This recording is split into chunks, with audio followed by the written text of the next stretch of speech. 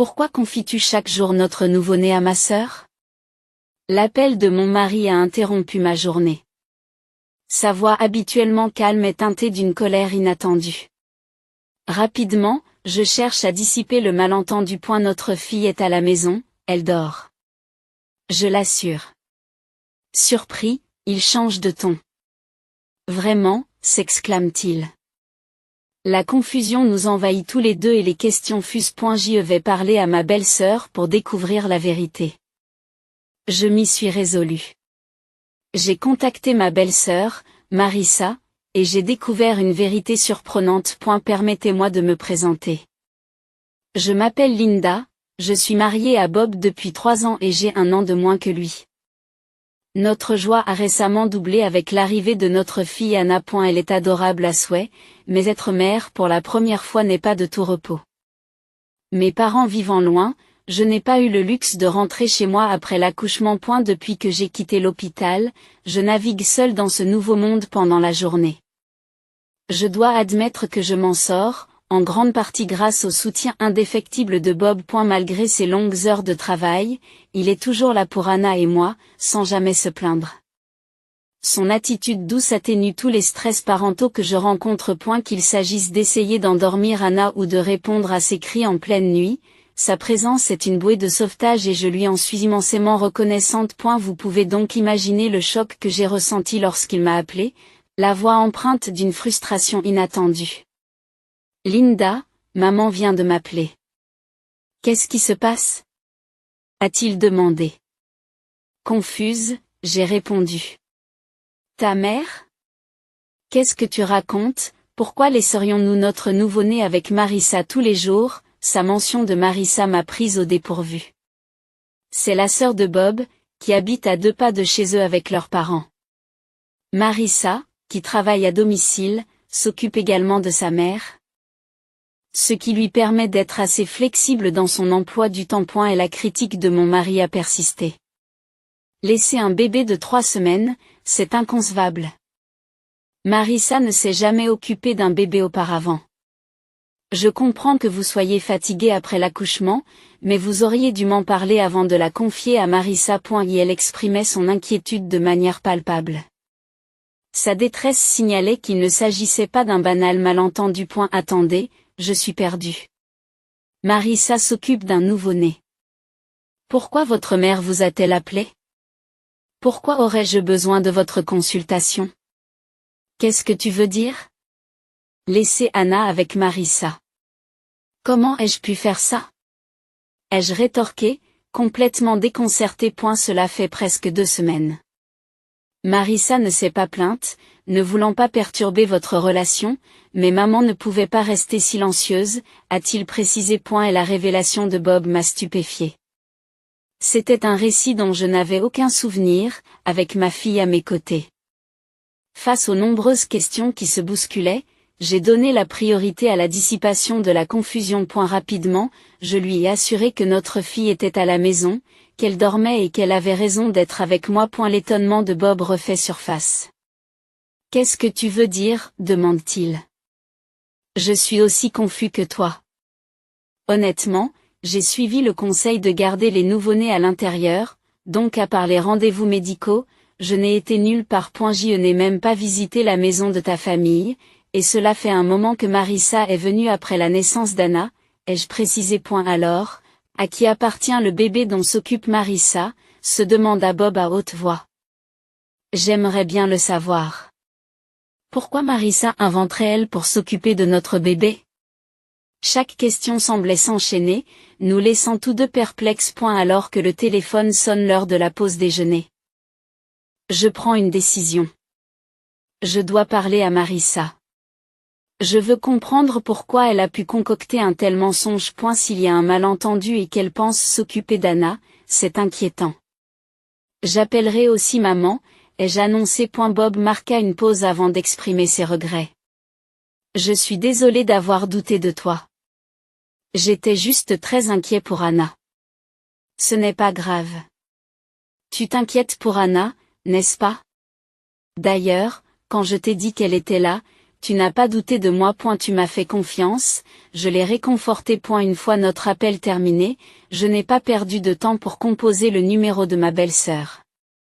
Marissa, tu as un moment?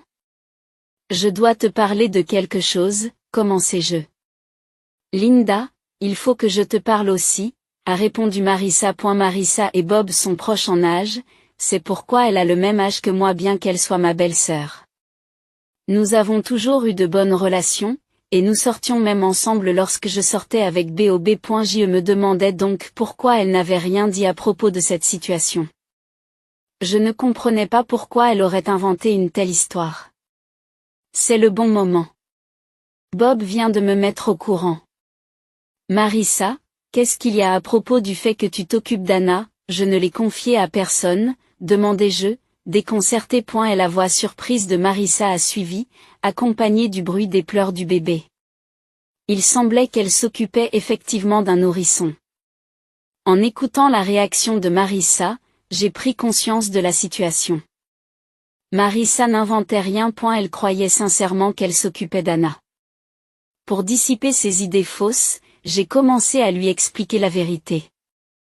Anna est ici avec moi, elle dort profondément. Je suis vraiment déconcertée par tout ça. Mais comment t'es-tu retrouvée avec un bébé, Marissa? Et pourquoi as-tu pensé que c'était Anna? Demandai-je, en quête de clarté. Marissa a répondu en éclaircissant la situation. La semaine dernière, papa m'a déposé un bébé. Il m'a dit que Linda avait l'air débordée, alors tu devrais l'aider avec le bébé. Cette révélation m'a laissé abasourdi. Puis Marissa a révélé un autre détail choquant. J'étais terrifiée parce que je ne m'étais jamais occupée d'un bébé. Je n'avais pas de nouvelles de toi, Linda. Et quand j'ai envisagé de t'appeler, papa m'a prévenu, si tu contactes Linda, elle va se stresser. Et un peu de considération pour ta belle-sœur. J'ai mes propres responsabilités, même quand je suis à la maison. Et il semble que la tromperie de mon beau-père soit à l'origine de ce chaos, mais l'identité de l'enfant dont Marissa s'occupait n'était pas claire. Pensant qu'une confrontation directe avec mon beau-père pourrait dissiper la confusion, j'ai demandé s'il était à la maison.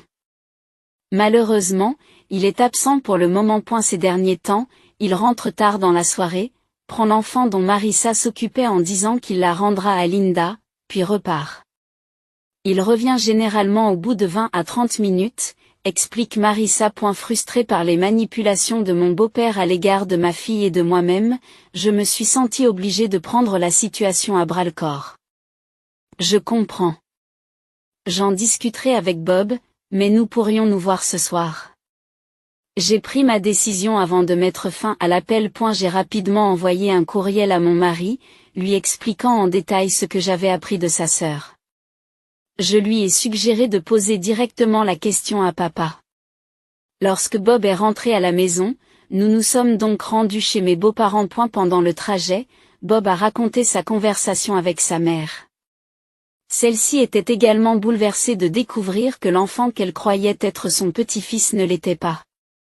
C'est un choc important, n'est-ce pas? Je n'avais pas imaginé que la première réunion de famille d'Anna se déroulerait ainsi. C'est une situation assez compliquée, a-t-il expliqué. En raison de ses problèmes de dos. Sa mère n'a pas encore rencontré notre fille. J'avais espéré lui présenter Anna lorsqu'elle serait prête à s'aventurer au bout d'un mois. Mais aujourd'hui, je suis découragée par le fait que notre présentation ait dû se faire dans un tel climat d'agitation. En arrivant chez mes beaux-parents, nous avons trouvé ma belle-mère et ma belle-sœur qui semblaient toutes deux déconcertées lorsque nous sommes entrés. Marissa a pris la parole. Bob, Linda. Papa a dit qu'il allait nous rendre l'enfant dont nous nous occupons. Mais il n'est pas encore revenu. Comprenant la situation, Bob intervient. Je vois, maman. Malgré la confusion, il s'agit bien de notre fille Anna. Sur ce, j'ai rapproché Anna de ma belle-mère. En voyant Anna, l'expression de ma belle-mère s'est adoucie. Elle est absolument adorable. Elle ressemble beaucoup à Bob lorsqu'il était bébé. Je suis ravie de la rencontrer enfin. Et Linda, vous vous êtes remarquablement bien débrouillée. Je suis désolée que vous ayez été mêlée à tout cela, dit-elle avec sincérité. Ce n'est pas grave. Je suis aussi perplexe que les autres. J'ai répondu point à un moment même où je parlais, Marissa est intervenue. Moi aussi, je suis perplexe. Qui est cet enfant dont je m'occupe? Je ne comprends pas pourquoi papa a menti de la sorte. J'ai fait tellement d'efforts pour le diriger avec Anna. Et elle devrait aussi tenir compte de mes sentiments. La frustration de Marissa reflétait la mienne à l'égard de notre beau-père. Bob tente de détendre l'atmosphère, mais Marissa, tu as déjà rencontré Anna. Tu aurais dû remarquer que ce n'était pas le même bébé. Tous les bébés ne se ressemblent pas. J'ai pensé que quelque chose n'allait pas, mais j'ai supposé que les bébés changeaient rapidement d'apparence. Marissa s'est empressée de se défendre. À ce moment-là, notre beau-père est revenu. Je suis de retour. Je suis de retour. Pourquoi Bob et Linda sont-ils ici? La panique de notre beau-père était palpable. Cette tromperie venait de lui. Nous avons tous échangé des regards désapprobateurs, chacun l'accusant silencieusement. Sous l'effet de la tension, notre beau-père se mit à bégayer. Oh, Linda, cela fait longtemps. Qu'est-ce qui t'amène ici? As-tu oublié quelque chose? Il tente de détourner l'attention. Se tournant vers Marissa, il ajoute, Marissa, qu'est-ce qui se passe? Marissa, que se passe-t-il? Je t'ai demandé de vérifier si tu n'avais pas oublié quelque chose. Je cède à la colère face à la manipulation de notre beau-père, qui utilise mon nom et celui de ma fille dans sa tromperie et rejette ensuite la responsabilité sur Marissa. J'ai instinctivement serré ma fille contre moi, sentant la tension rayonner dans la pièce. Mon mari et ma belle-sœur partageaient le même sentiment, les poings serrés de frustration. C'est moi qui ai rompu le silence, la colère transparaissant dans ma voix. Mort, sérieusement? Tu dis vraiment ça? C'est inacceptable, même pour toi. Qu'est-ce que tu veux dire par là? Mon beau-père semble surpris par l'intensité de mon ton. Mon mari et ma belle-sœur se sont fait l'écho de mes sentiments, exigeant des réponses. Papa, explique-toi. Linda n'a jamais laissé Anna à qui que ce soit. Pourquoi inventer un tel mensonge? Il doit bien y avoir une raison pour que quelqu'un s'occupe du nouveau-né d'une étrangère.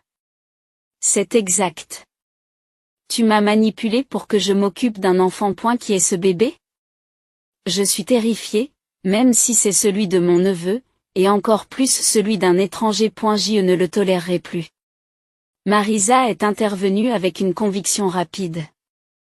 Mon beau-père est resté sans voix. Tandis que nous trois, nous continuions à le fixer du regard, exigeant la vérité.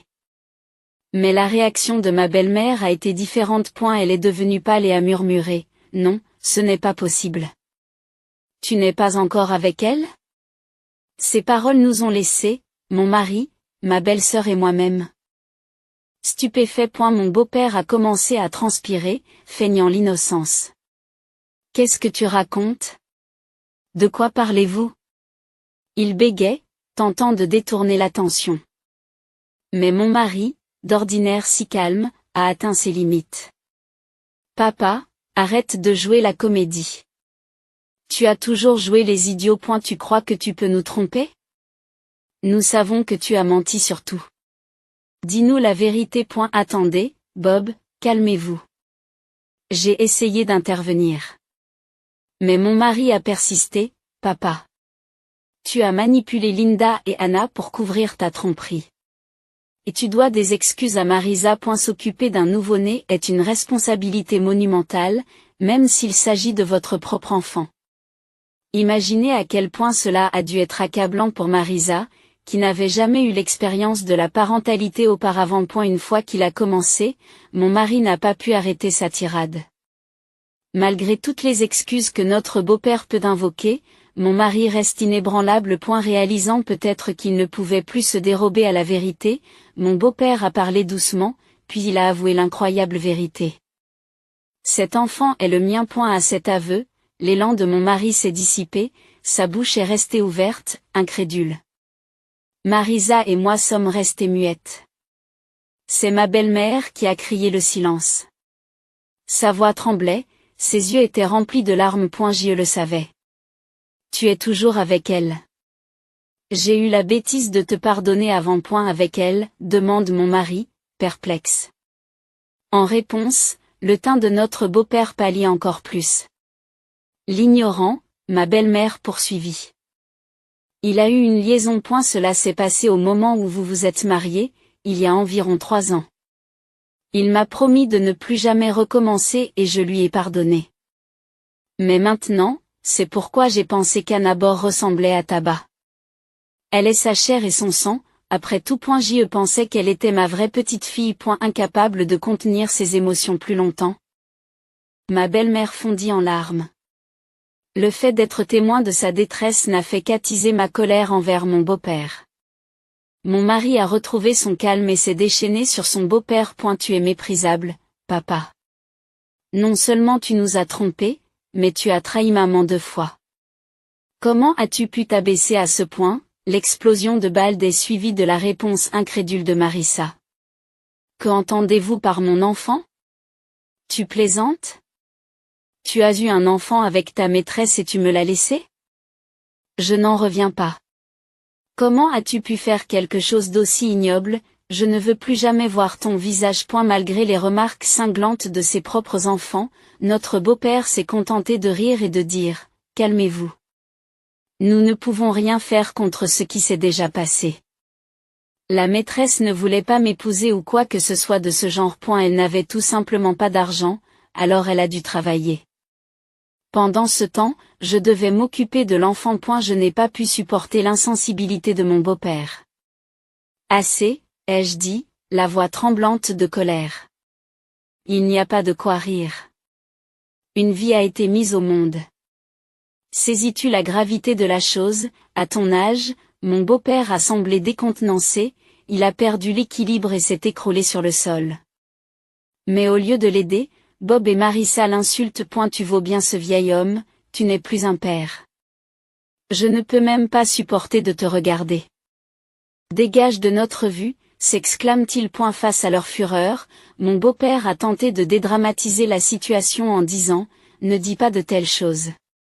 Mes lèvres se sont crispées et j'ai fixé mon beau-père du regard. Je n'ai plus la patience de tolérer quelqu'un comme toi.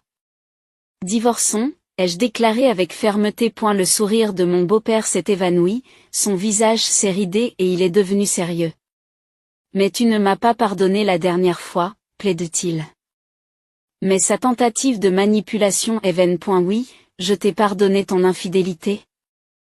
Mais je ne tolérerai plus ton manque de respect, ai-je rétorqué. Et si le fait que tu sois sorti de notre vie apporte la paix dans notre foyer, alors qu'il en soit ainsi. Quant à ma survie, je me débrouillerai très bien sans toi, ai-je ajouté. Mon beau-père s'accroche aux pieds de ma belle-mère et je l'observe avec dédain. Bob et Marissa m'ont fait écho, leur regard étant froid et inébranlable. Il était évident que tout le monde dans la pièce avait atteint ses limites avec mon beau-père. Marissa s'est mise en colère, je m'occuperai de maman, nous nous débrouillerons bien sans toi. Mais comment comptes-tu vivre? Tu as toujours compté sur maman pour tout, de la cuisine à la lessive. Les paroles de Marissa ont visiblement ébranlé mon beau-père. Il s'est tourné vers ma belle-mère avec des yeux suppliants. Vous ne me quitteriez pas, n'est-ce pas? Nous avons passé des décennies ensemble. Tu ne peux pas imaginer la vie sans moi, n'est-ce pas? Mais ses espoirs ont été rapidement anéantis lorsque ma belle-mère s'est débarrassée de son bras qui s'accrochait à elle. Arrêtez de vous faire des illusions. Jusqu'où faut-il dégrader les gens pour se sentir satisfait?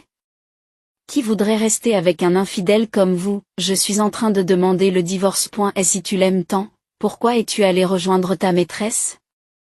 Ma belle-mère a craqué, la voix ferme et résolue. Qu'est-ce qu'il y a?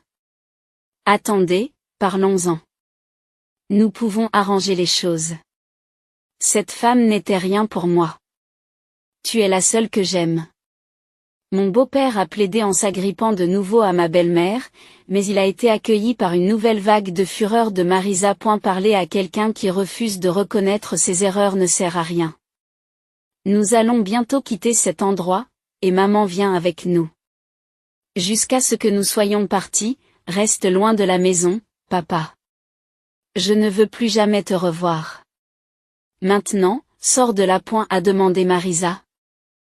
En essayant de faire sortir mon beau-père par la force. Comme il refusait de bouger, Bob a dû le tirer physiquement.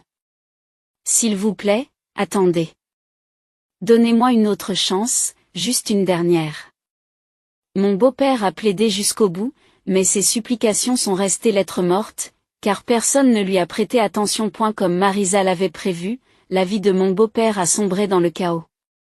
S'efforçant de gérer les tâches les plus simples, il s'est retrouvé incapable de tolérer le désordre et la saleté croissant de sa maison. Cherchant désespérément de l'aide, il s'est tourné vers sa maîtresse, mais il s'est heurté à son refus sur le pas de la porte. Il semble qu'elle n'ait pas non plus l'intention de l'épouser. N'ayant plus personne pour s'occuper des enfants, sa maîtresse ne pouvait plus travailler. En proie à des difficultés financières, elle a commencé à réclamer une pension alimentaire à mon beau-père, allant même jusqu'à intenter une action en justice pour obtenir une pension alimentaire pour les enfants. Pendant ce temps, ma belle-sœur et ma belle-mère se sont installées dans un appartement non loin d'une autre. Plus d'un mois s'étant écoulé depuis la naissance d'Anna, j'ai commencé à leur rendre visite plus fréquemment, accompagnée d'Anna. J'ai maintenu ma relation amicale avec Marisa, faisant comme si rien n'avait changé, et mon lien avec ma belle-mère est resté fort. À l'avenir, je suis déterminée à élever ma fille du mieux que je peux, avec le soutien de mon mari, de ma belle-sœur et de ma belle-mère.